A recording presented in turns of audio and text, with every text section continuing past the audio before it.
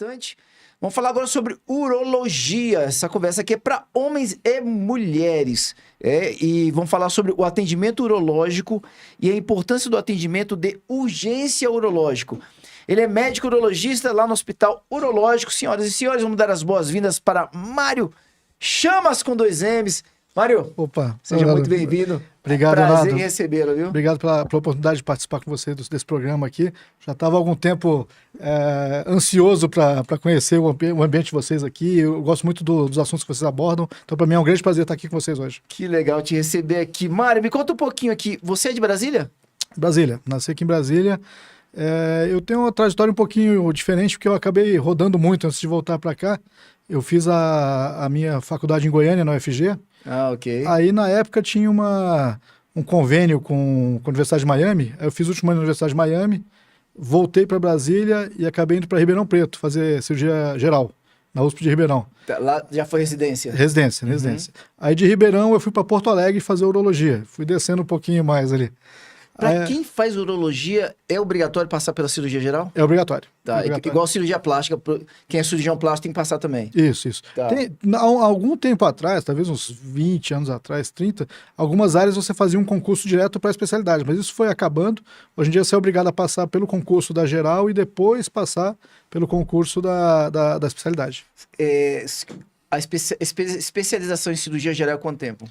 Na minha época eram 2 anos. Isso vem mudando agora, atualmente 3 anos. Ah, e Você tem que passar 3 anos de cirurgia geral e na urologia mais 3 anos de urologia. São 3 anos de urologia. Então, são 6 anos aí de caminhada. Só de faculdade já são 6, pessoal. Caramba, é muita coisa. Foram 12 anos. 12 anos. Na residência você tem ali uma bolsa, tem um salário. Tem, aí já começa a melhorar um pouquinho, né? Porque eu não sei agora como é que está o valor atual. Okay. Mas é um valor que dá para você se manter aí, não é de todo ruim. O pessoal está sempre reclamando aí, porque o trabalho é muito grande em relação ao que ganha, mas a bolsa ajuda bastante. Você volta para Brasília logo após a sua residência lá no Sul ou não? Não, aí do Sul eu tive uma bolsa que eu acabei indo para a França. Fazer um ano a mais de residência na França. Aí eu fiquei mexendo mais com a área de cirurgia robótica e a de laparoscopia. E aí, nessa época eu voltei, aí fiquei um tempo...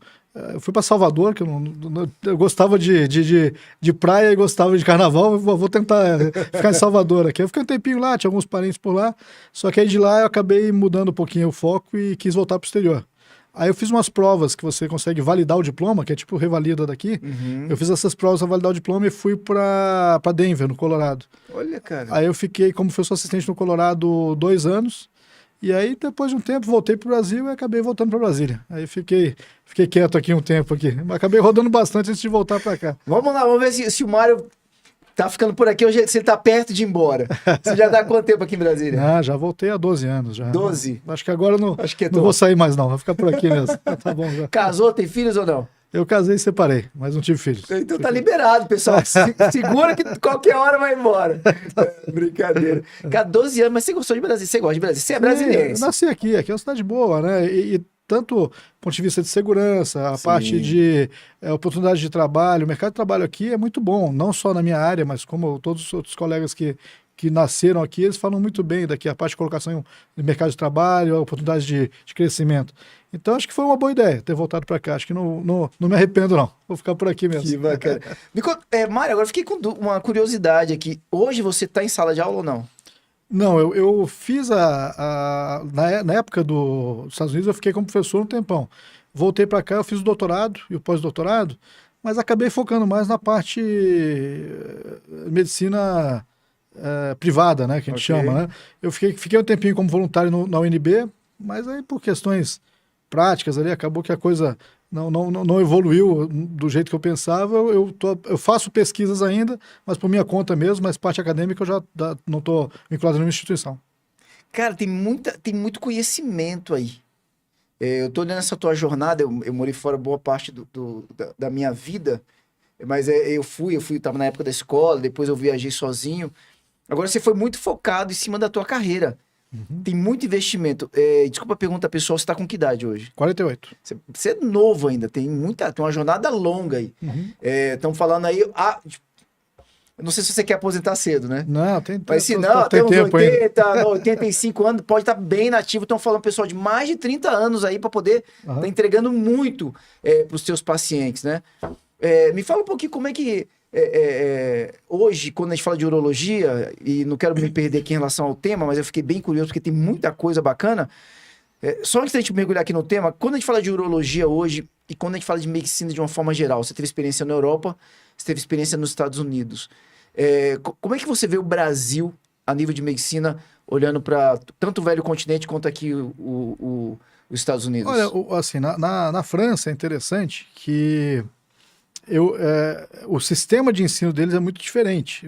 A graduação aqui no Brasil, por exemplo, você na cirurgia isso é muito claro, né? Você tem o primeiro ano de residência, segundo ano, terceiro, quarto ano, e é como se fosse uma subida de patente na hierarquia militar, por exemplo. Você tem o R1, que é o primeiro residente do primeiro ano, R2 e tal.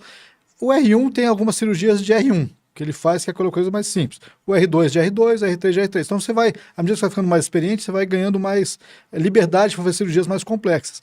Isso na França não existia. Isso, quando eu cheguei lá, eu achei um pouco estranho, né? Porque lá o R1 e o R5, eles têm o mesmo patamar. Então isso que é interessante, eu acho o nosso desenho aqui muito mais prático para aprendizado, né? Uhum. Então a função do R1 era a mesma função do R5, o que é uma coisa que acaba desperdiçando um pouco de talento do R5, Sim. que já está muito mais treinado. E aí quando eles terminam o R5 lá, eles passam a ser chefe de clínica, né? Que é o chefe de clinique, que é aí que o cara realmente passa a operar mais e fazer os casos mais complexos. Mas eu acho que talvez, por ter visto os dois lados, eu acho que o sistema brasileiro ganha mais nisso aí por ter uma coisa mais escalonada, né? De ganho de aprendizado a cada ano, que é muito parecido com os Estados Unidos. Nos Estados Unidos eles têm também essa escala, né? Primeiro ano, segundo ano, terceiro ano, e a coisa vai progredindo à medida que você vai aprendendo mais. Então, acho que foi interessante para conhecer os dois sistemas, mas eu acho que, voltando à tua pergunta, o Brasil está muito bem posicionado em relação a isso. A gente tem uma vantagem, porque no caso, quando eu fui no sexto ano, eu fiquei um ano na Universidade de Miami, que tinha um convênio da UFG com a Universidade de Miami, e eu podia passar o último ano lá e depois voltar, e ficar como se fosse, reconhecendo como se tivesse passado aqui. E no sexto ano lá, eu via que o pessoal, os americanos, eles não tinham tanta mão na massa que a gente tem aqui, né? Então a gente acabava chegando com experiência prática muito boa. Então, na prática, assim, acho que o modelo brasileiro é muito bem feito. Ele foi inspirado inicialmente no modelo europeu, depois ele teve algumas mudanças aí com a influência norte-americana, mas eu acho que a gente tem uma formação acadêmica muito boa aqui. Então, acho que não fica nada a dever, nem para o antigo continente, nem para os Estados Unidos. Ó, pegou aí, pessoal, tá vendo? A gente precisa aprender a valorizar melhor o nosso país. Ó, que espetáculo. Excelente notícia, muito bom saber disso. Vamos falar sobre atendimento urológico. A gente tá na rádio aqui também. A gente tá na FM, na 98.1. Você se importaria... muita gente, é lógico, imagino que a enorme maioria entenda o que um urologista faz. Mas talvez alguns tenham uma certa dúvida. Você pode falar um pouquinho qual que é o seu papel dentro da medicina? Claro, assim, o pessoal confunde muito a urologia com a nefrologia, por exemplo. Isso é uma coisa que a gente ouve o dia inteiro, assim. O pessoal fala, mas você trata de rim? O rim não é com o nefrologista? Na verdade, aí tem uma diferença prática que é o seguinte... Para a gente fazer urologia, como a gente conversou agora, você tem que fazer cirurgia geral. Já o nefrologista, para ele virar nefrologista, ele tem que fazer clínica médica. Então, são duas vertentes, os dois tratam do rim, mas um trata do rim com cirurgia, com procedimentos invasivos, e o outro vai tratar do rim com a parte de doenças que não precisam operar. Por exemplo, hemodiálise, uma função do rim que não está boa, mas para um mau funcionamento interno, alguma coisa nesse sentido. Então, a função do urologista seria tratar do rim e de todos os órgãos para onde passa a urina, para ficar um jeito mais fácil de entender. Então, a urina ela é formada no rim, né? O rim fica nessa posição aqui em cima, atrás da costela. Ela desce por um canal até a bexiga, que é o ureter, fica na bexiga um tempo e depois ela é eliminada. Então, todos os locais por onde passa a urina são de ação do urologista se tiver que fazer algum tipo de procedimento cirúrgico, né? Então, vai rim, ureter, a bexiga, a próstata, o canal por onde passa o pênis, a parte interna do pênis, e a parte genital externa masculina.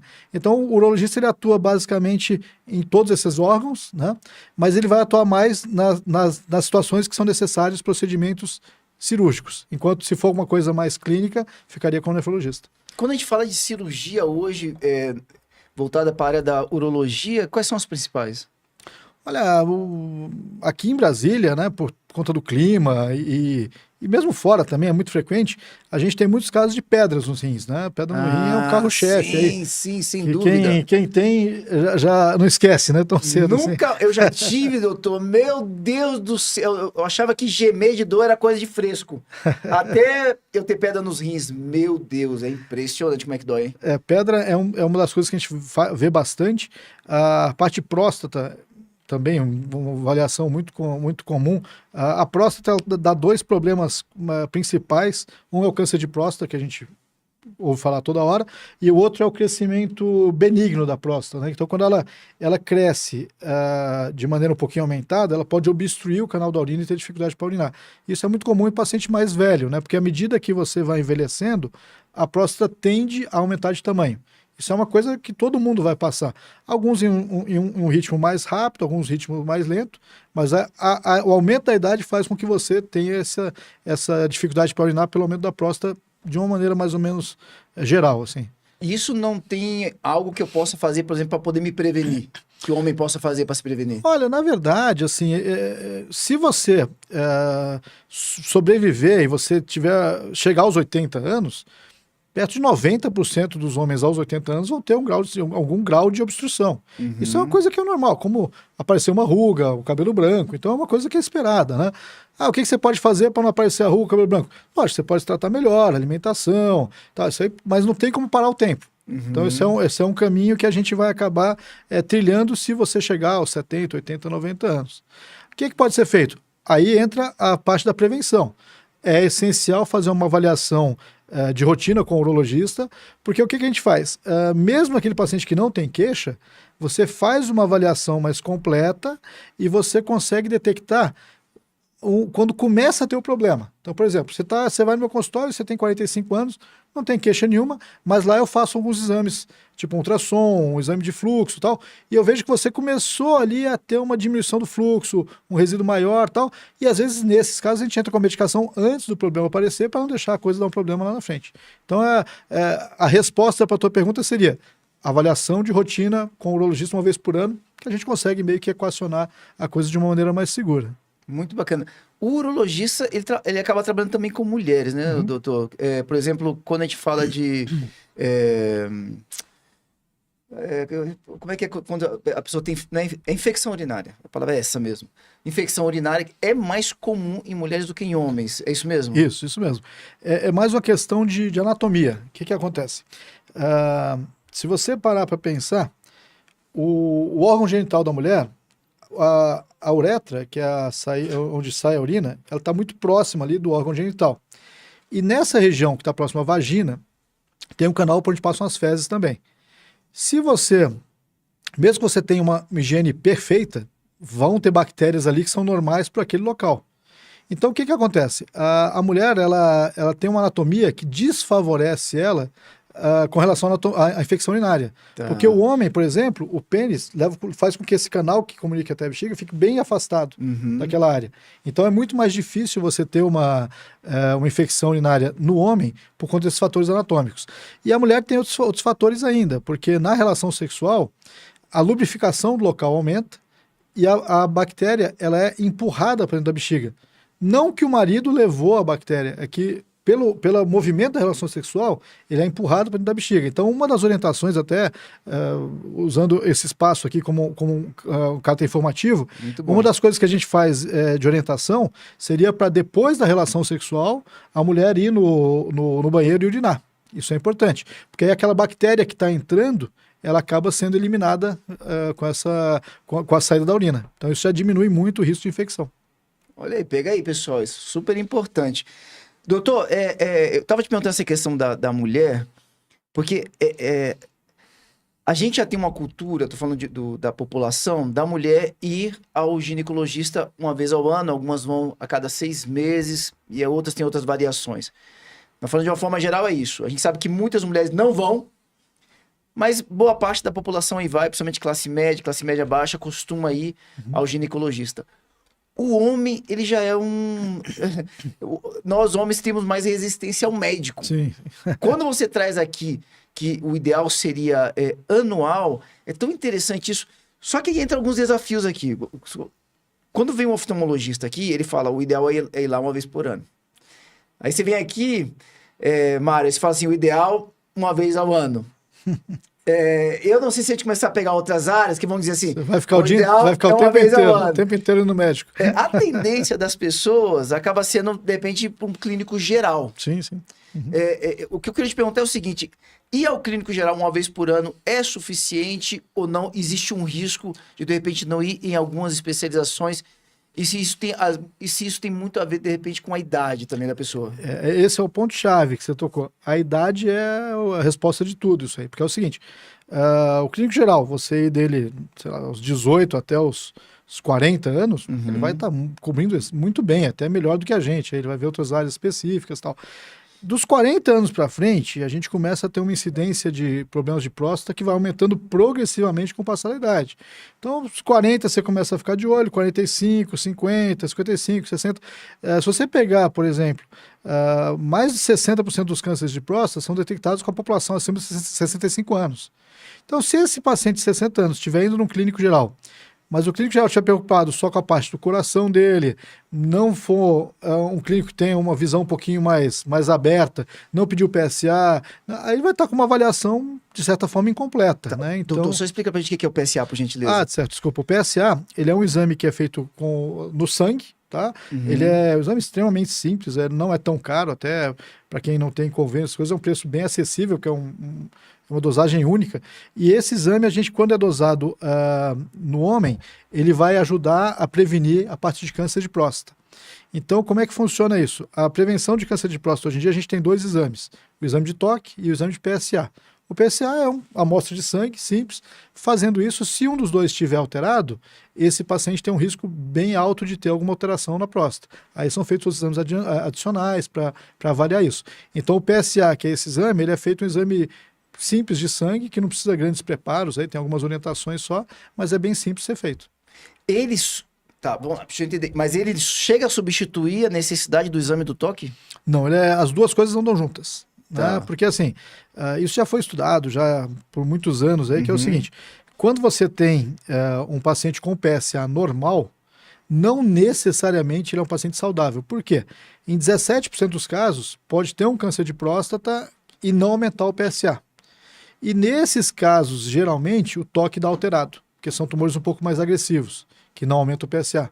Então, assim... mais agressivos, doutor?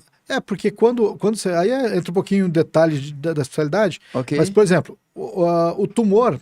O que é o tumor? O tumor é uma célula que perdeu a regulação. É mais ou menos isso. Então, você tem a célula com o crescimento normal dela, ela começa a crescer, ela encosta num outro órgão e ela para de crescer. Isso é o normal do organismo. Quando você desliga essa chavezinha de regulação da célula, ela começa a crescer, encosta no outro órgão e continua crescendo. Então ela vai virar uma massa no local. Então o que acontece? Se esse tumor for um tumor pouco agressivo, é um tumor mais leve, ele vai manter um pouco a característica normal dele antes.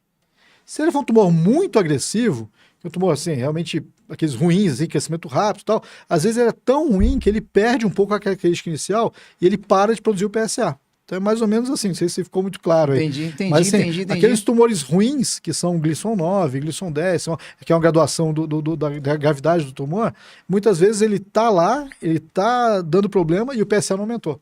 Então a gente não pode basear só no PSA. É o PSA mais o toque e tem umas outras ferramentas que a gente usa aí, mas os mais simples aí para um rastreio inicial seria o PSA e o toque, já dão bastante informação para a gente. Muito bem. Queria falar um pouquinho sobre a questão do atendimento emergencial urológico. Só relembra aqui o pessoal, doutor, vamos aproveitar o espaço que a gente está tendo aqui também. Qual que é a idade que o homem precisa começar a fazer esse exame, tanto o PSA quanto o exame de toque?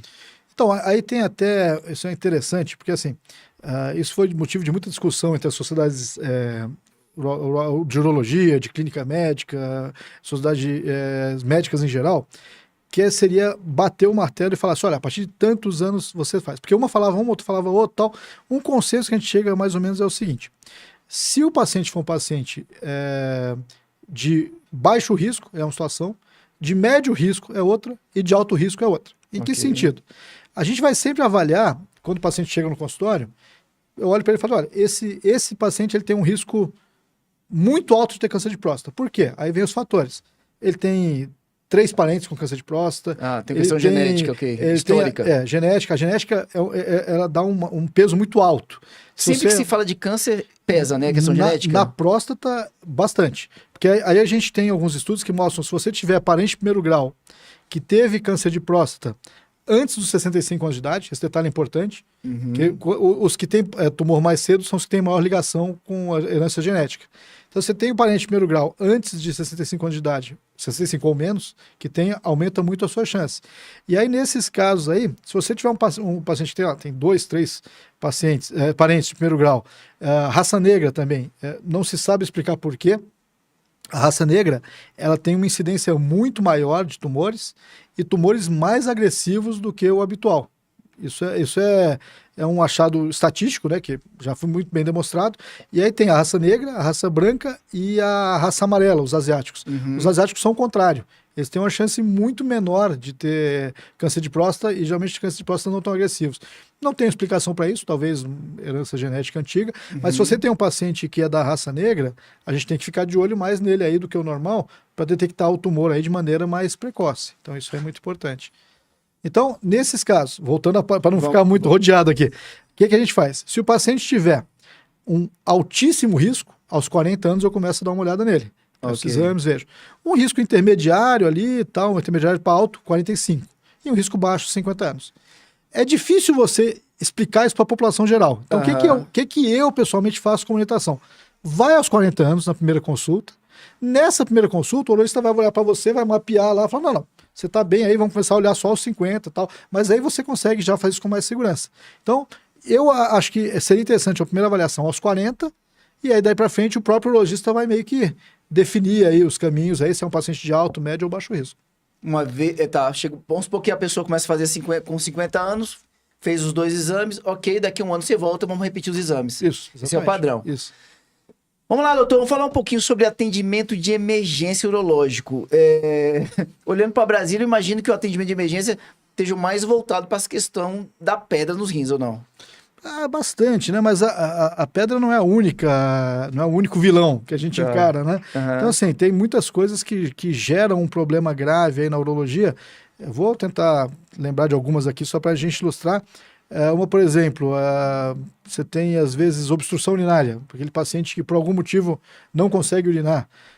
O paciente chega urrando de dor aí, tem grande. Se você não reverter aquilo de forma rápida, acaba gerando um desconforto grande, alguns problemas. O que pode causar isso, doutor? Olha, tem diversas causas, aí, desde um sangramento que pode formar um coágulo e fechar, crescimento da próstata, que pode eventualmente fechar o local, um quadro de, às vezes, algumas medicações podem levar a uma contração mais limitada da bexiga. Então, vai uma série de coisas aí, mas é uma situação que a gente vê muito na emergência. O paciente chega lá sem conseguir urinar, dor terrível. Essa dor é por conta de gases? Não é dor porque a bexiga distende. Então, porque normalmente quando a pessoa segura a urina, é comum ter gases. Não está associado a isso, então? Não. É a própria bexiga. Porque como é que funciona? O organismo é como se fosse um carro, assim, ele tem os sensores, né? Então, como é que é a segurança do organismo? Quando você começa a fazer alguma coisa que vai te machucar, ele manda um sinal de dor.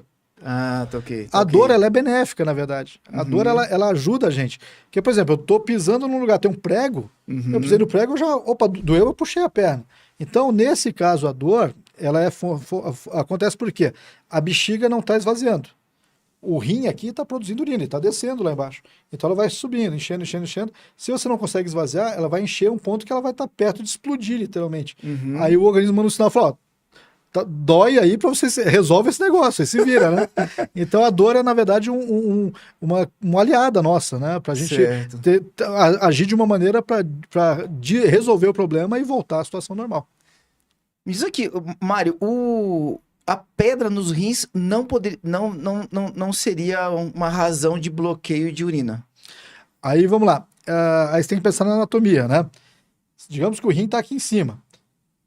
Ele vai descer a urina num tubinho, que é esse ureter, e aqui embaixo vai estar a bexiga.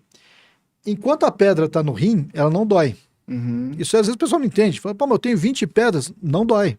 Porque ela não atrapalha em nada lá o funcionamento. O problema é quando a pedra sai do rim e entra no canal e para no meio do caminho. Porque se ela entrar no canal e descer, não vai ter nada também. Se ela parar no meio do caminho, aí ela leva uma obstrução. Aí, de forma análoga aí a parte da bexiga, o que a obstrução vai fazer? O rim está produzindo urina. Não vai descer aqui, o rim vai inchando. Quando o rim incha, aí dá dor também. Porque da mesma forma, o organismo pensa assim, ó, avisa que tá com alguma coisa errada aqui. Te vira para desobstruir esse negócio. Então, nesse caso aí, a distensão e a dilatação do órgão faz com que você tenha esse desconforto. E aí, o que tem que ser feito? Tem que desobstruir. Aí você fala, não, mas eu tô aqui com essa pedra, mas eu tô urinando. É, porque o outro lado funciona.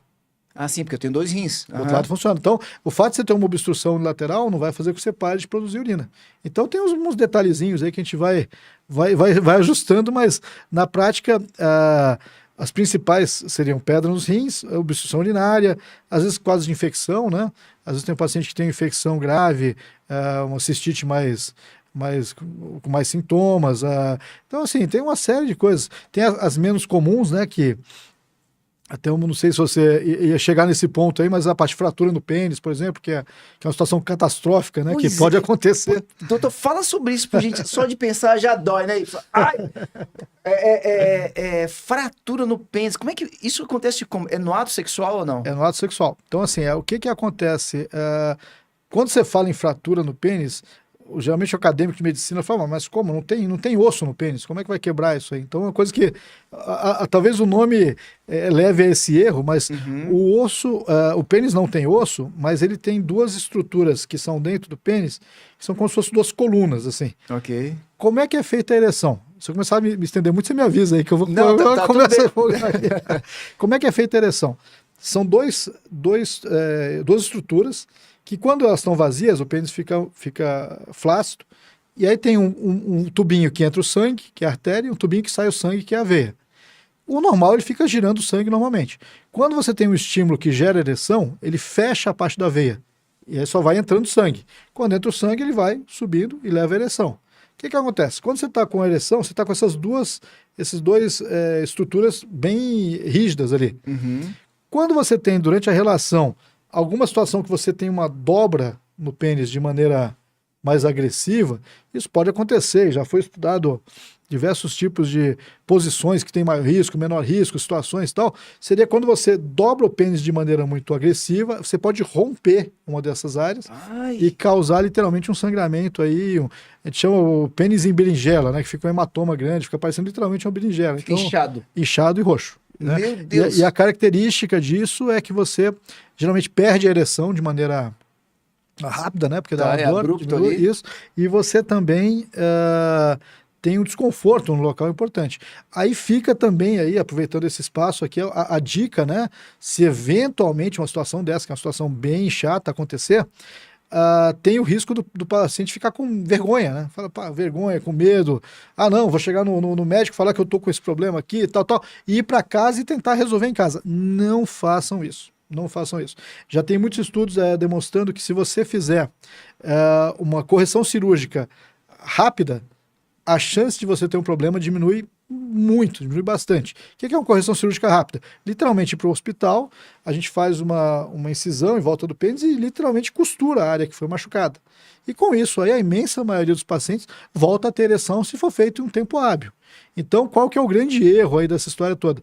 É o paciente pensar, não, tá só inchado, vou botar um gelo aqui, amanhã eu tô bom e tal. E aí, se você fica muito tempo sem corrigir, eventualmente você pode não voltar a ter ereção. Meu Deus! Porque pode prejudicar o mecanismo de ereção. Então, fica aí a dica, é o seguinte, tem uma situação dessa, catastrófica, uma coisa que você tá, não importa, engole a vergonha, vai no médico, tenta resolver, porque se você não resolver no prazo de 24, 48 horas, a chance de reversão depois vai ficando cada vez mais baixa. É seríssimo isso. Doutor, eu queria, se você achar por bem, quando a gente fala, estamos falando de algo que não se fala, é bacana quando a gente toca nesses assuntos que normalmente eles não vêm, né? E esse é um assunto sério. Quando a gente fala de quantidade ou regularidade, por exemplo, na emergência, no hospital onde vocês estão, com que regularidade chega ali casos de homens com esse problema? Olha, varia muito, varia assim, demais. Mas a regularidade é baixa? Né, eu digo assim, olha, eu terminei a residência tem um bom tempo já, tem perto de 20 anos. A média é 1 por ano, 2 por ano, assim, não é uma coisa que você vê todo dia. Uma vez por outra aparece. Às vezes tem ano que vem 3, que o pessoal tá mais animado aí, acontece. Mas isso aí é muito sazonal, né? Varia muito. Ok. Mas de qualquer maneira, assim, o grande recado seria, se acontecer, vai no hospital. Não perca tempo, porque esse tempo pode ser precioso para a tua recuperação depois. Isso é muito importante. Tá. Aí se eu não perguntar uma coisa aqui, o pessoal vai ficar chateado comigo. Só dá uma dica, pelo menos uma ou duas posições que potencializa o risco dessa fratura no pênis, doutor. Então, isso já foi muito estudado, né? Porque como é que é feito o estudo disso? Você pega lá, sei lá, 100 casos que tiveram esse problema e pergunta pro cara, fala, como é que você estava, o que você estava fazendo na hora, tal. E a mais perigosa, entre aspas, é quando você tem o homem embaixo e a mulher por cima. Porque qual que é o grande problema disso? Você perde o controle do movimento. Tá. E ela não tem a sensibilidade que você está tendo ali. Então, quando começa a ter uma movimentação mais rápida, por exemplo, pode acontecer de você, na penetração, entrar e dobrar. E isso aí que é o problema. O principal mecanismo é você estar com o pênis aqui e ele dobrar isso aí de uma forma mais rápida, né? Então, numa situação ao contrário, que seria, por exemplo, o homem por cima e a mulher por baixo, ele tem pleno controle do movimento. Então, assim, aí você tá numa situação que você começou a sentir que não tá indo bem, ou tá com risco de sair, você movimenta, ajusta. Então, isso é bem importante. Então, são coisas que são pequenos detalhes aí, mas vale a pena a gente passar para a população geral. Não, bem importante essa informação. Eu nunca tinha ouvido falar. Olha que espetáculo, hein, pessoal? Olha, seríssimo isso daí. Que outras situações normalmente... Ó, já falamos aqui da obstrução, pedra nos rins. Agora, essa questão da fratura no pênis, tem alguma outra situação que cabe em espaço de emergência? E aí eu fiquei preocupado com uma coisa, doutor. Normalmente, uma situação dessa seria mais comum acontecer à noite do que de dia. Normalmente, nas emergências, você não tem urologista, né? Não à noite, na madrugada. A gente está até revendo isso no próprio hospital urológico. Em breve, talvez muito breve, vamos montar uma equipe para ficar em loco lá, o urologista em loco. Isso aí vai ter uma grande diferença aí, porque a gente vai ser ainda divulgado, mas que a gente consiga fazer um tratamento mais rápido nessas situações de urgência. Porque qual que é o problema que a gente vê nas emergências? Você vai chegar lá, vai demorar 1 hora para ser atendido por um clínico geral, mais 1h30, 2 horas para fazer algum exame, depois até chamar o outro colega, que vai ser 4 horas depois, ele demorar mais 2 para chegar, você está 6, 7 horas lá dentro. Então essa é até uma das coisas que a gente está tentando ajustar, seria ter um urologista em loco lá para tentar pular e ganhar essas 5, 6 horas aí no caso de alguma situação de maior urgência. Tá, porque eu lembro quando eu tive a pedra nos rins, como é que essas coisas acontecem à noite, né? Maioria. Deve ter alguma explicação para isso, será que não, doutor? Criança também é igual, criança fica mais doente à noite é incrível. Mas o problema maior das emergências é que muitas vezes o colega não estando lá, a coisa fica muito mais lenta, né? Mas tem situações aí que fazem com que a gente corra mais, né? Então você estava perguntando sobre outras situações. Uma situação que para a gente é muito grave é quando você tem uma obstrução, por exemplo, com a pedra no rim, associado a um quadro de infecção urinária. Aí é uma situação, porque assim, aí você pode, às vezes, dependendo do tempo que ficar obstruído, evoluir para uma infecção generalizada, sepsis urinária, essas coisas. Então, essa é uma situação que realmente o urologista larga o que ele está fazendo para ir lá para resolver, porque às vezes 1, 2, 3 horas faz uma grande diferença. Outra coisa que a gente vê muito na emergência, que é também uma situação bem complicada, assim, que tem que ser revertida rapidamente, é uma coisa chamada priapismo. Não sei se você já ouviu falar, ou quem não é da área às vezes não conhece, né? O priapismo é quando você tem alguma situação que você leva uma ereção por mais do que 4 horas. E aí, quando você tem uma ereção por mais de 4 horas, a gente é obrigado a desfazer essa ereção, porque senão o sangue não circula no pênis e da mesma forma pode evoluir com dificuldade para ter ereção no futuro, aí, prejudicar o mecanismo de ereção. Então, o que pode causar esse priapismo? É muito comum o uso de medicações, por exemplo, o cara não precisa usar Viagra, ele é jovem, usa, pode acontecer, é uma das causas descritas. Ou, às vezes, o paciente que usa algumas medicações para ereção, que são injetáveis, às vezes ele usa uma dose muito maior. E também tem algumas doenças que levam a você a ter o priapismo.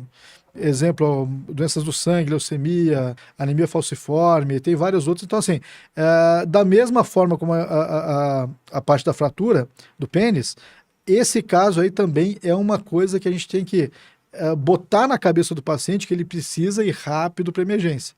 Por quê? A mesma coisa, ele vai falar, bom, vou chegar na emergência desse jeito aqui e tal, fica sem graça. Então, assim, é uma situação que às vezes o próprio paciente não fica meio sem ter o que fazer. Não, vou botar um gelo aqui, vai melhorar. Não é bem assim, porque se você, por acaso, passar um tempo muito grande sem desfazer a ereção, pode dar uma fibrose, pode prejudicar o mecanismo de ereção e o paciente pode ficar impotente por causa disso. Então, fica também aí o recadozinho aí que se você tiver uma situação dessa, teve uma ereção, teve relação, continuou com a ereção, teve outra relação, não parou, opa, tem uma coisa errada aqui, então a gente precisa avaliar isso melhor.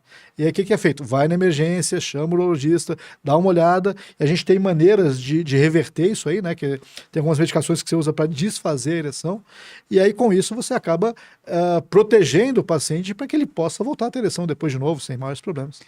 Doutor, vamos lá, vamos supor que a pessoa esteja ali no ato sexual, de repente foi algo com muitas preliminares, demorou mesmo, o cara, sei lá, ficou umas 2 horas ali no ato sexual, não tomou nenhum tipo de medicamento, a princípio tá tudo ok.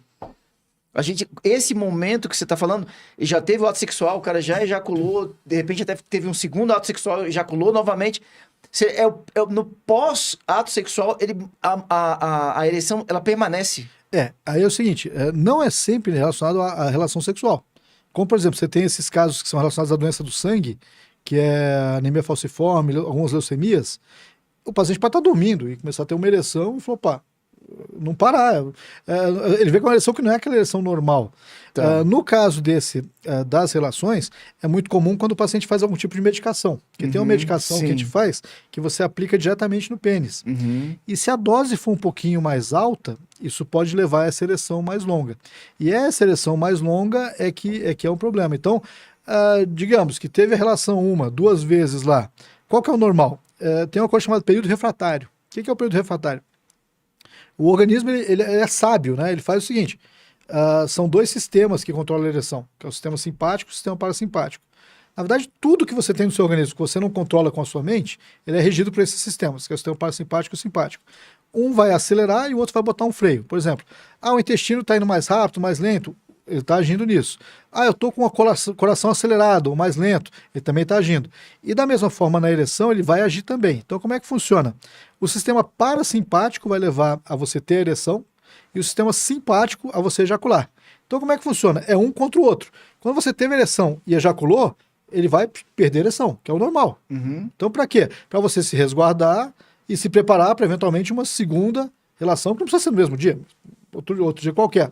Então, como é que funciona isso? Se tiver algum estímulo descontrolado, você ejaculou e continuou com a ereção, opa, tem uma coisa errada aqui, entendeu? Aconteceu de novo depois. Ei, não, vou no médico e ver o que está acontecendo. Porque você começou a ter uma ereção de mais do que 4 horas, que é isso que a gente usa como referência. É bastante coisa. Aí a gente já sabe que vem problema aí. Então, assim, às vezes o pessoal fica comemorando, comemora até a 2ª hora, depois pra frente já tem uma coisa errada aí. Então, nesse caso, ereção por muito tempo, é uma urgência urológica e tem que ser vista o mais rápido possível. Doutor, olha, conversa espetacular.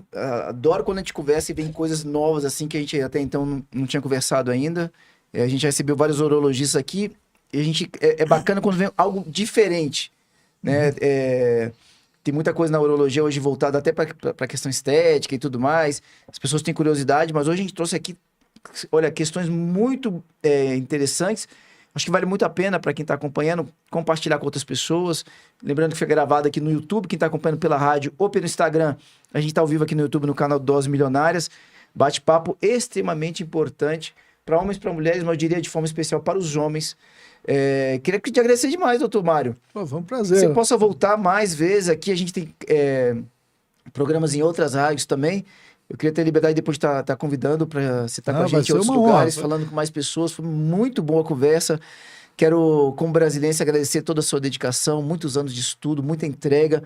E por hoje você estar aqui, ter voltado para a tua terra, para a nossa terra aqui, e poder entregar toda essa excelência para a comunidade aqui de Brasília. Obrigado, viu, doutor? Queria agradecer esse espaço aqui, porque assim, a cada vez que a gente participa de algum evento desse sentido, você acaba não tendo ideia do alcance disso. E se essas pequenas orientações servirem para mudar a maneira de agir de 3, 4, 5 pessoas, eu já me sinto realizado aqui. Então, obrigado pela oportunidade e estou à disposição de vocês aí quando precisar. Maravilha, pode ter certeza que a gente vai entrar em contato. Quem quiser conhecer um pouco mais do trabalho do senhor, quem de repente quiser dar um pulinho lá no hospital, no consultório, ou quiser acompanhar o dia a dia, como é que faz? Eu vou disponibilizar o Instagram para vocês aqui também. Maravilha. E tem as mídias sociais do Hospital Urológico também. Aí é fácil achar a gente, não é difícil não. Maravilha. Qual que é o Instagram, doutor? Conta aí pra gente. Dr. Mário Chamas. Pegou aí, pessoal? Quem tá acompanhando pelo YouTube, no Instagram, tá aparecendo agora na tela pra você.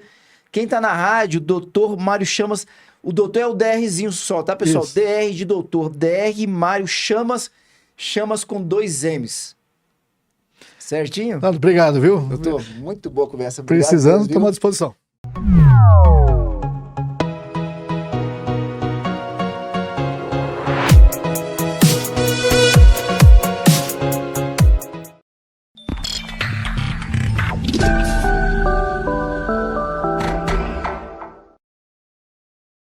Vamos falar sobre um tema aqui extremamente importante, claro, voltado mais para os homens, mas você que é mulher, que cuida aí do seu marido, ou você que está cuidando do seu pai está um pouquinho mais velho, está cuidando dele, bate-papo super importante. O tema da conversa é aumento benigno da próstata, doença muito prevalente no homem, acomete, pessoal, olha só esse número, hein? 60% dos homens acima de 60 anos. 60% dos homens que têm mais de 60 anos podem passar por esse desafio que é do aumento benigno da próstata. Vamos aprender sobre isso? Vamos dar as boas-vindas. Ele é médico urologista, pela primeira vez aqui no Doses Milionárias. Ó, não vai ser a última, já estamos declarando aqui. Seja muito bem-vindo, Dr. Rodrigo Braz. Como é que tá, Rodrigo? Tá, tudo bem? Você tá bem? Ótimo, olha, muito obrigado pelo convite, obrigado pela oportunidade de falar por um tema que é tão prevalente no meu consultório, é o meu dia a dia. E eu queria comentar que você falou assim, olha, você, que é o público masculino, né, que é de interesse, a próstata, mas hoje até um tempo atrás, quem marcava as consultas para o público masculino eram as mulheres. As esposas acabavam marcando as consultas para os maridos, os esposos, né? Ela que marcava. Aí o homem chegava lá, eu chegava no consultório, perguntava, o senhor esteve aqui, qual é a sua queixa? Doutor, foi a minha esposa que marcou para mim. Minha mulher mandou eu vir até praticamente aqui. Isso. Pediu que eu viesse aqui hoje. Ainda tá assim, doutor? Ainda tá assim. Aí hoje melhorando um pouco. Hoje o homem já procura mais o atendimento urológico, né? Mas até então tinha um certo tabu do homem procurar o urologista, né? Não, e a mulher... O homem já não gosta de ir ao médico. O urologista, então, aquele tabu, aquela coisa do toque retal, da avaliação prostática, né? Mas as mulheres sempre marcaram muito. E hoje não, hoje tem mudado, hoje eles já buscam mais, acho que essa coisa da rede social, esse tipo de programa, esse tipo de orientação, né? Eu acho que tem trazido mais o homem ao consultório do urologista. Que bacana. Doutor, antes da gente entrar aqui, mergulhar no tema, deixa a gente te conhecer um pouquinho. Quem que é o Rodrigo Braz? Bem, meu nome é Rodrigo Braz, eu sou médico urologista, hoje eu trabalho no Hospital Urológico de Brasília, lá eu faço o maior número de consultórios, trabalho também no Hospital Brasília Lago Sul e me dedico também à rede pública, onde eu trabalho no Hospital Materno Infantil de Brasília. Ah, que bacana, que inclusive é uma referência, né? Eu tenho 3 filhos e um enteado. Uhum. Os meus 2 primeiros filhos, foi tudo programadinho, nasceram no hospital particular e tudo mais. O meu mais novo, a gente não estava em Brasília, a gente estava aqui perto. Certo. Que para quem não é de Brasília, a gente chama de entorno, que são as cidades aqui do Goiás. Uhum. A gente tava no entorno, no final de semana, e ele resolveu nascer mais cedo, doutor. Olha só. E aí a gente correu para um hospital que tinha lá, que não tinha uma preparação para poder atendê-lo de forma adequada. Gerar o parto. Uhum. E o médico falou assim para mim, doutor, ó, de 2 uma, ou ele nasce aqui, isso lá em Águas Lindas, mandar um abraço lá pro pessoal de Águas Lindas. Doutor Lucas, prefeito de Águas Lindas, lá, um abraço pra você. A gente tava lá em Águas Lindas, e ele me nasce lá no Bom Jesus. Eu não conheço tão bem Águas Lindas, mas eu conheço algumas coisas. E deram um jeito pra ele nascer lá. E aí a gente entrou na ambulância, e da ambulância foi direto para o materno-infantil. Materno-infantil de Brasília. Aham. Eu tenho várias pessoas da área médica da minha família, inclusive minha irmã. Olha aí, ótimo. E aí ela me mandou uma mensagem e falou assim, olha, se for possível, não vá para nenhum particular, fica aí, porque é o melhor de Brasília. Eu concordo, lá o atendimento é realmente sensacional. Olha que bem. Então eu quero mandar um abraço para todo mundo lá do materno-infantil, a gente teve uma experiência maravilhosa. Foi minha primeira experiência num processo de parto e de acompanhamento, todo acompanhado pelo SUS e pelos profissionais do materno-infantil. Eu saí de lá, assim, com orgulho danado do meu país e muito feliz pelo atendimento que eu tive naquele lugar. Foi espetacular, doutor. Tá de parabéns. Parabéns. Tanto você como o profissional que está lá e toda a equipe que está lá contigo. Se puder até mandar um abraço nosso, agradeço demais. Meu filho ainda ficou lá 19 dias junto com a minha esposa e a gente foi, assim, absurdamente bem cuidados. Muito bom. Eu fico muito feliz de ouvir um depoimento como esse, né? Ainda mais trabalhando lá no hospital, ainda mais a gente vivendo um período aí de tantas queixas relacionadas à saúde. Eu sou nascido em Brasília, então eu retornei a Brasília e estou aqui há 15 anos trabalhando em Brasília. 12 anos lá, praia, aquele clima diferente. O pessoal diz que o Rio de Janeiro tem alguma coisa diferente e nem sempre a gente consegue explicar. Como é que foi esse retorno? A minha esposa, ela não esperava isso, né? Ela esperava que eu fosse ficar no Rio de Janeiro. Ela é carioca? Ela é carioca, né? Então nós tivemos um filho carioca e ela esperava que eu ficasse no Rio. Mas ela tinha uma esperança, mas eu sempre falava para ela que eu queria retornar a Brasília. Eu adoro Brasília, cara. Que e eu falo que Brasília, eu acho o Rio de Janeiro é uma cidade maravilhosa. Eu acho que é incomparável. Ninguém tem como comparar o Rio com outra cidade, né? Tem serras, tem montanhas, tem praias, bares, festas, carnaval. Agora, o problema é que é o dia a dia do médico, o urologista no meu caso, o dia a dia do médico no Rio de Janeiro é bastante complicado. Eu tinha uma experiência, às vezes, de passar uma visita médica, por exemplo, num sábado pela manhã, eu tinha que ir até um hospital para passar uma visita médica e retornar para casa. Aquela visita médica, aquela ida simples ao hospital, às vezes me tomava quase uma manhã, coisa de trânsito, deslocamento e tudo. Tá ok.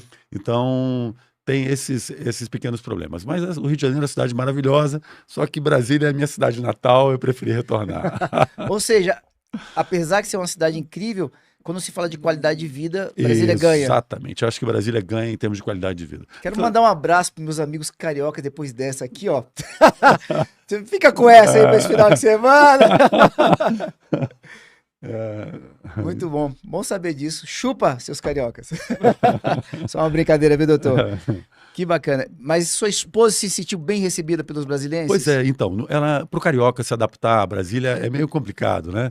Ela chegou, ainda mais nós viemos na época da seca, em agosto, e quando eu cheguei em Brasília, eu fui morar no sudoeste. Então ela abria a janela assim do nosso apartamento e tinha aquela época da seca, tinha aquele redemoinho, que é aquela poeira vermelha que sobe.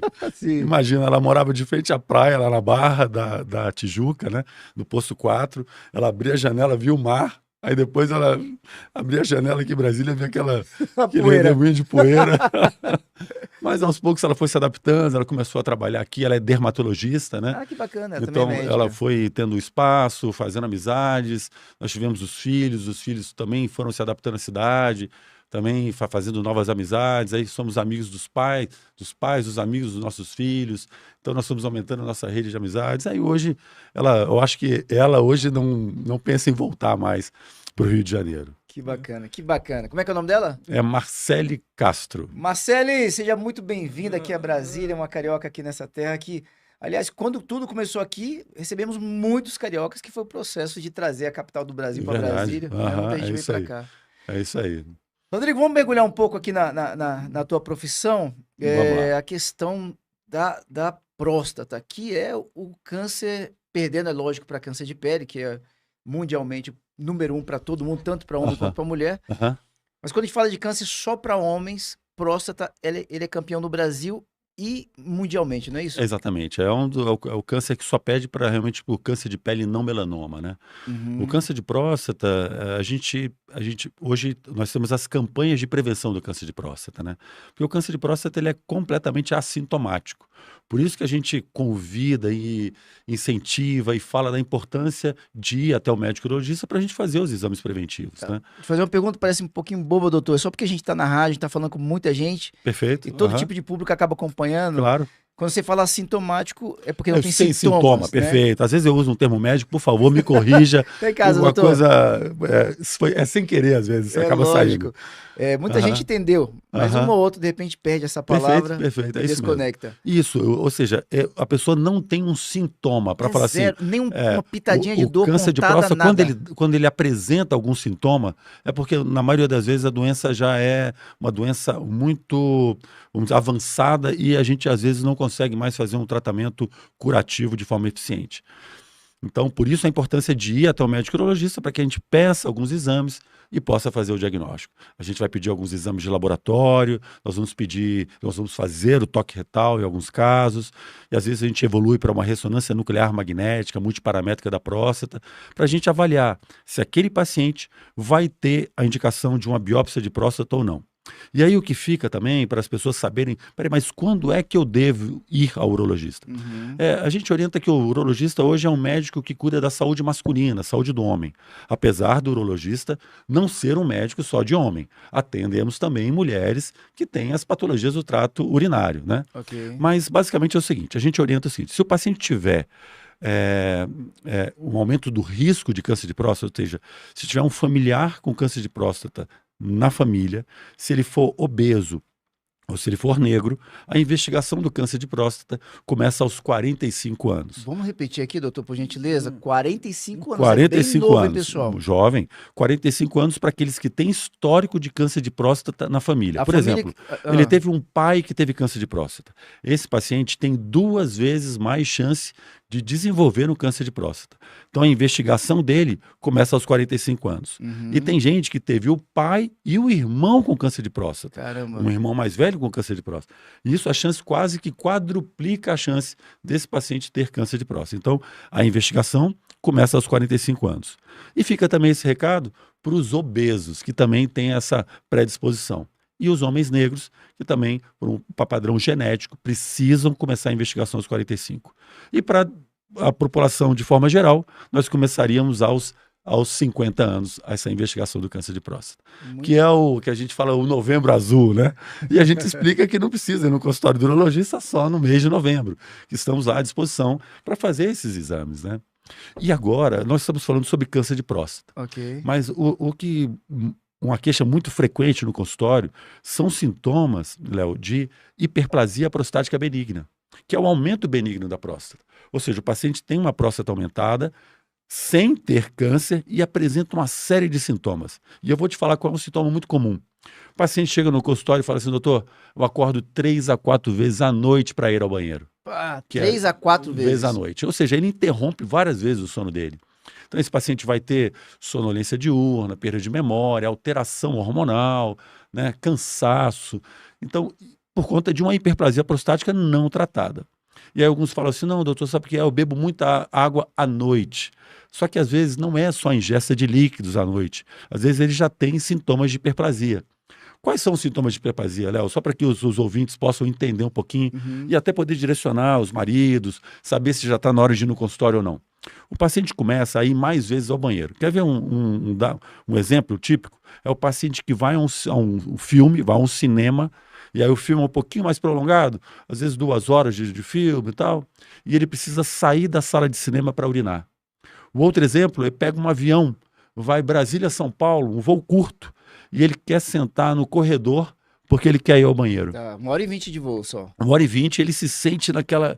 E às vezes o paciente tem uma urgência, que a gente chama de urgência miccional. Quando dá a vontade, ele tem que ir imediatamente ao banheiro, sabe? Essa urgência também é um sintoma prostático, ou seja, o aumento da frequência, o jato urinário fino, entrecortado, aquela sensação de esvaziamento incompleto. Ele vai lá, urina, e aí nota que parece que não esvaziou completamente a bexiga.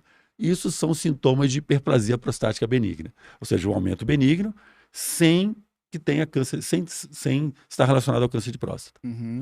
E eu não sei se eu posso me prolongar. Falando Pode, um pouquinho. doutor, toma à vontade aqui. Então, a gente vai querer entender como é que trata isso. Então, a gente faz o diagnóstico através de exame da anamnese, pedimos alguns exames. Pedimos um PSA, que é um exame de laboratório, Sangue. que é o sangue, Ok. né? E pedimos um ultrassom de próstata, que vai nos dar vários dados. Vai nos dar, por exemplo, vai falar se ele está represando urina dentro da bexiga, que é o resíduo pós-miccional, o resíduo pós o paciente urinar. Vai mostrar o volume daquela próstata, se já está aumentada. A próstata normal, Léo, ela tem o tamanho de uma noz. Ela é pequena, imagina uma noz Não imaginava que era de tão Natal. pequeno assim, não, doutor? Pequena, ou seja, tem 15 a 20 gramas. Ok. É uma noz, aquela que que tem em festa de Natal e tal. Uhum. E à medida que que o tempo vai passando, por ação hormonal, essa próstata vai crescendo. E chega no consultório próstatas de 60, 70, 80 gramas. Se a gente fosse comparar, Caramba, nós sairíamos de uma noz para chegar ao tamanho de uma laranja é ou de um muita coisa. pêssego. Então a próstata vai aumentando e vai dando esses sintomas. E o paciente, Léo, meio que se acostuma com o sintoma. Porque como é uma doença progressiva, ele acha que aquele jato urinário dele, que já está bastante... Ele meio que se acostuma. Mas aí nós pedimos alguns exames e avaliamos a necessidade de entrar com alguns medicamentos. Tem alguns medicamentos que vão dar algum conforto a esse paciente. Uhum. A gente não tende a direcionar o paciente de um primeiro momento para a cirurgia. A gente tenta alguma medida mais conservadora, né, para melhorar a sintomatologia desse paciente. Então, tem medicamentos que melhoram o sintoma, mas não diminuem a próstata. Mas tem alguns casos de próstata já aumentada, que tem alguns medicamentos de uso contínuo, por exemplo, 6 meses, 12 meses, que tem a possibilidade de diminuir o volume prostático, que é uma terapia que chamamos de terapia combinada. Aí tende a diminuir o tamanho da próstata. Diminui o tamanho da próstata em 30% quando o paciente usa mais de que 6 meses esse medicamento. Então, às vezes, a gente consegue adiar essa cirurgia. Mas é óbvio que esse adiamento cirúrgico vai depender da avaliação do urologista, para saber se ele vai precisar evoluir para uma cirurgia ou não. Rodrigo, no caso da cirurgia, a gente está falando aqui, pessoal, do aumento benigno, não é câncer, aumento benigno da isso. próstata. Bem lembrado, isso. Nesse caso da cirurgia, qual que é o procedimento? Porque eu fico imaginando que quando é o câncer, deve ser retirado um pedaço, a parte onde o câncer está atuando ali na próstata. Quando é um aumento benigno, o que você faz no momento da cirurgia? Exatamente, Léo. Então, quando a gente fala do câncer de próstata, voltando um pouquinho ao nosso primeiro assunto, Uhum. aí nós realizamos a prostatectomia radical, ou prostatuvesiculectomia. Tiramos a próstata com a cápsula e as vesículas seminais. É uma cirurgia que realizamos por robô. Se retira toda a a próstata com cápsula e as vesículas seminais. As vesículas seminais é o local que acumula o esperma. É como se Ok. fosse uma pequena bolsinha que ficaria abaixo da próstata acumulando o esperma. Para quando o paciente vai ejacular, está ali aquele volume represado naquela vesícula seminal. Essa cirurgia, tiramos toda essa estrutura e utilizamos a técnica laparoscópica robótica, que é um robô que hoje temos disponível em vários hospitais aqui em Brasília.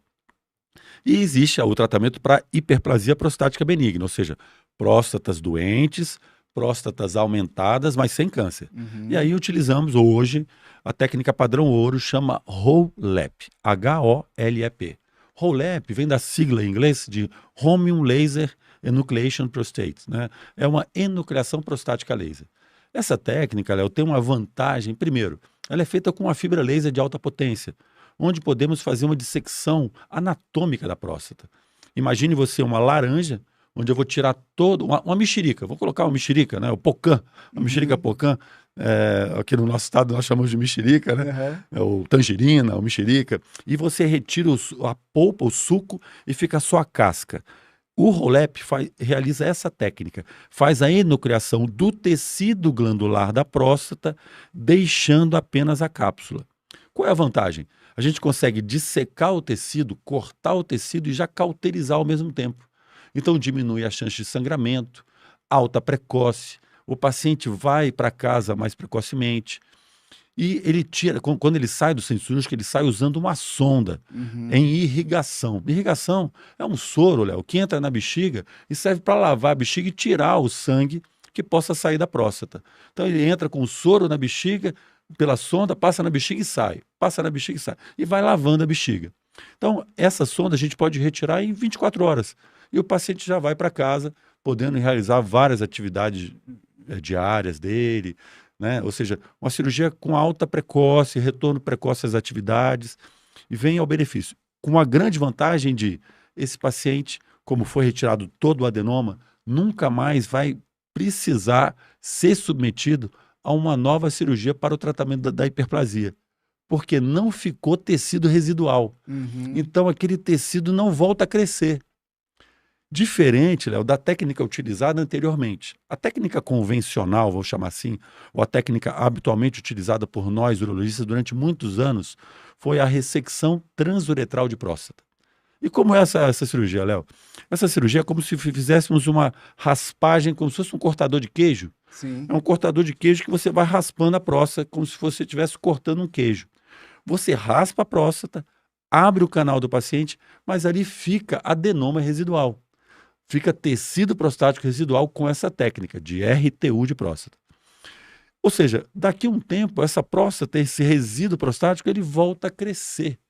Ele continua crescendo. Então, não é incomum, depois de alguns anos, 6, 7, 8, 10 anos, o paciente voltar no seu consultório com os mesmos sintomas que ele apresentava anteriormente. Já com essa técnica que eu comentei, com o Rolep, ele não tem mais essa possibilidade. Por quê? Muito bom. Foi tirado todo o adenoma. Léo. Olha Então, que espetacular, pessoal. Essa acho que é a vantagem da tecnologia, né? Que vem chegando e chega na área médica e vem ao benefício do paciente. Maravilha. Doutor, nosso tempo aqui é bem apertadinho, dá uma dó danada que quando a conversa começa a aquecer, a gente tem que interromper. Mas eu Sei disso. precisava fazer uma pergunta aqui antes de você sair. Pois não. Quais são os riscos para quem tem essa questão do aumento benigno da próstata e não tratar? Boa pergunta, Léo. Ele pode disfuncionalizar a bexiga, sabe? Meu Deus. E ele pode, chega a um ponto que ele pode deixar a bexiga dele doente.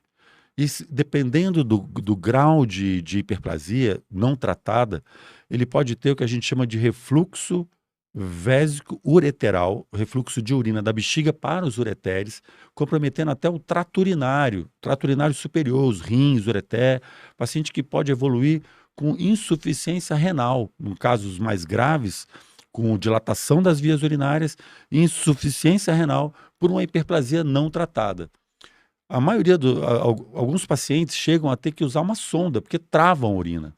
Eles vão tentar urinar e falam, doutor, travou minha urina, aí tem que passar uma sonda. Aí esses pacientes não tem mais jeito, eles têm que evoluir para a cirurgia. Pessoal, extremamente sério essa conversa daqui. Senhoras que estão acompanhando, conscientizem seus maridos. Vamos só repetir as idades que o homem precisa, não é agora.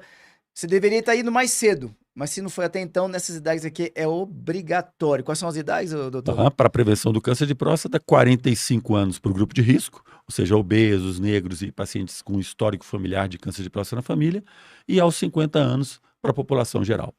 Para acompanhamento, tem uma idade padrão ou ideal que o homem vá o mais cedo possível? O ideal é que ele vá sempre, ele vá quando pré-adolescente para receber as orientações sobre DSTs, uso de preservativo, que ele vá para que a gente possa ensinar sobre masturbação, avaliar o pênis, avaliar se tem problemas de fimose, e a gente pode dar toda essa orientação. E até para o adulto jovem, a gente pode avaliar a fertilidade, se tem varicocele, ou seja, para todos os períodos do crescimento masculino, tem uma investigação urológica específica. Olha que bacana. Você que de repente tem dificuldade de conversar com teu filho sobre a questão da sexualidade, que tal ter um médico parceiro para te ajudar nesse sentido? Perfeito, exatamente. Então, leve ao urologista. A gente vai dar um jeito depois de trazer o doutor Rodrigo Braz aqui novamente, pessoal. Mas quem quiser dar sequência a essa conversa com ele, eu queria ver se a gente podia abrir algum canal, algum espaço para que as pessoas pudessem ter acesso ao teu trabalho e a você, doutor Rodrigo. Muito obrigado por essa oportunidade. Eu atendo no Hospital Urológico de Brasília, que é o 3345-9300.